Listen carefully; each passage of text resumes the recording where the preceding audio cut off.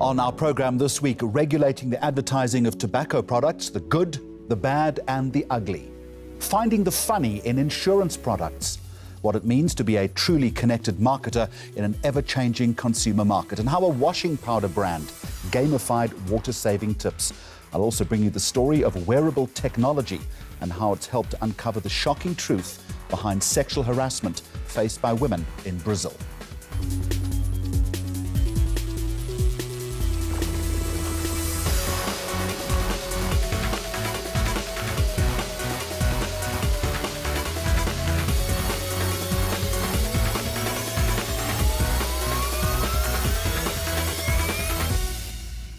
Now, first up this week, the argument over the dangers of tobacco is an old and I think retreaded one. That it's dangerous to your health is common cause. But to what extent are the big tobacco companies coming to the party in terms of marketing and packaging? Do they have a strong view, for instance, on plain packaging?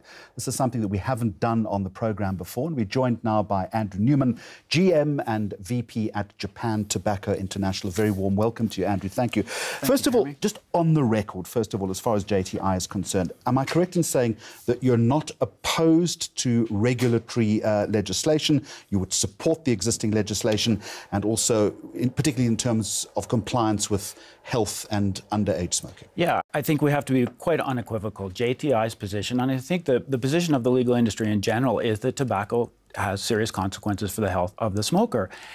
And as a result of that, we believe that the government plays an important role in properly regulating and controlling, that marketplace. Would it be your contention, though, that that regulation is not necessarily being applied strongly enough? Oh, absolutely. In South Africa, I think there are a number of pressing issues related to the lack of compliance with the current set of regulations and the lack of effective enforcement.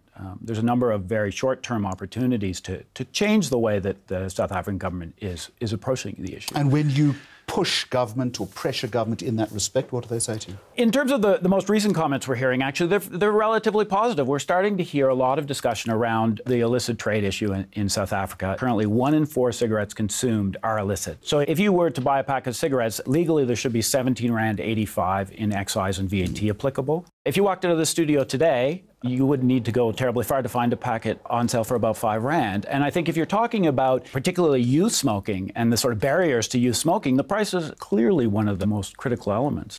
How do I know if it's an illicit packet of cigarettes I'm buying? You're raising one of the biggest issues when it comes to regulation. In terms of what's marked on the packaging, it isn't possible to determine easily what's illicit and what's not illicit.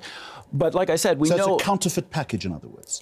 No, in fact, it's not a counterfeit package. What we would call it is that it's a package that's non-compliant, that it's being produced legally, sold legally, but the excise taxes have never been applied. And if the excise taxes are not being applied, I would also question whether that manufacturer were complying with the other restrictions that, are in place with packaging or with the constituents of the cigarettes. To all intents and purposes, the packet itself would look exactly like a packet the same of real cigarettes. Exactly the same.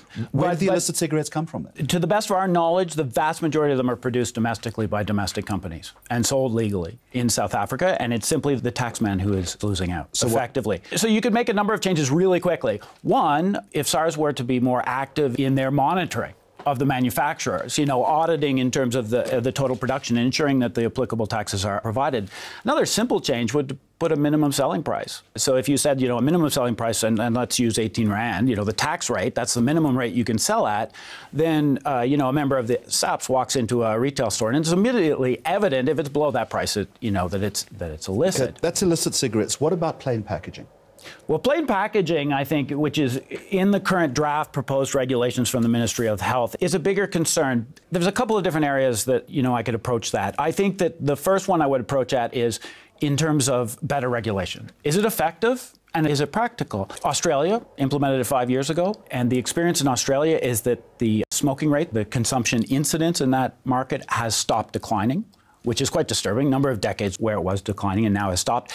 And the absolute number of smokers has actually increased on a year-over-year basis. So if you look at evidence as a basis of doing regulations, you'd have to argue that the evidence But surely that's not just based on plain packaging. There must be other extraneous factors as well that is leading to the increase. Absolutely, and I think there's a very interesting question to get under, and frankly one I can't answer. But clearly if you say, well, I'm going to do plain packaging to reduce youth smoking, for instance, we know it's a failed policy. So Where do we stand with plain packaging now? Is there a fairly hard push from government to introduce them?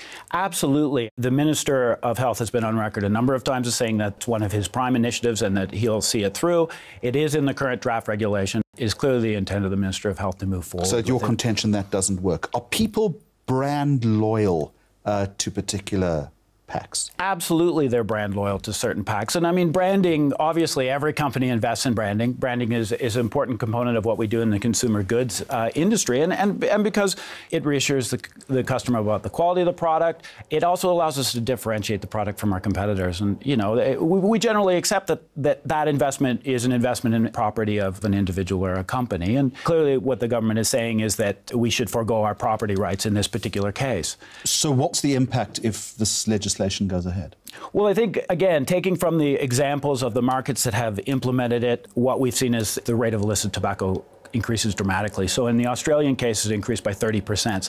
And keep in mind, Australia is an island, you know, generally regarded as a well-governed country, and even they have not been able to stem the effects, the negative effects of plain packaging. And I think what it comes down to is that if a consumer is going to buy a product and they all look the same, why pay more? So illicit, then attractiveness increases. Andrew Newman, thank you very much indeed. GM VP Japan Tobacco International. JT, thank you so much. I appreciate you coming onto the program today.